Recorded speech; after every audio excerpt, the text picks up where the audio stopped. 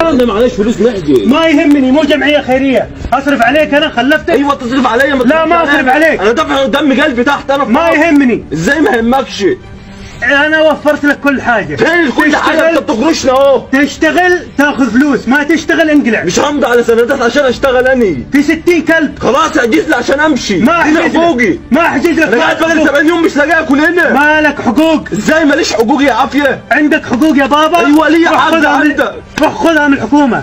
الكفيل السعودي والعامل المصري اللي شغال في السعوديه اللي خد صدى كبير على مواقع التواصل الاجتماعي، والموضوع تحول لفتنه. ايا كان ايه تفاصيل اللي حصل، خلاص الموضوع اتحل، والقنصل العام في الرياض اتدخل، لان اتضح ان هي مش حاله واحده، في حالات كتير. ولو في كفيل او شخص واحد عمل كده فده مش معناه ان السعوديه كلها كده، دي حالات فرديه لا تمثل الشعب. وكده كده الامر تم تصعيده، وفي تنسيق ما بين الخارجيه المصريه والخارجيه السعوديه في الموضوع ده، وخلاص هيتعمل اجتماع او تقريبا اتعمل عشان يستردوا الحقوق بتاعتهم كامله. خلاص الموضوع انتهى، بلاش نتكلم فيه. انا بس عايز اتكلم في حاجه يا جماعه، بلاش تدخلوا اللايفات اللي دايما شغاله سواء في الاتجاه ده او في الاتجاه ده. لو انت لقيت واحد بيدعي ان هو سعودي طالع عمال بيغلط في مصر او في تاريخ مصر، ما تقعدش عنه. ولو انت لقيت واحد مصري قاعد بيغلط في تاريخ السعوديه او في السعوديه، ولا ده يمثل السعوديين ولا ده يمثل المصريين. دول بيبقوا عباره عن ناس مأجورين عشان يخلوا السعوديين والمصريين يشتغلوا ضد بعض. مش معنى ان انا بطلع انتقد حاجات انا بعمل فتنه، انا بشوف الواقع وانا بتكلم على اي دوله مش على دوله بعينها. بس مش مسموح خالص ان الموضوع ياخد اتجاه تاني، الموضوع يتحول للايفات 24 ساعه هدفها هي التفرقه بيننا وبين بعض. لا ده مش مسموح. الشعب السعودي والشعب المصري بيحبوا بعض على ارض الواقع مش على المواقع. ربنا يوحد بيننا.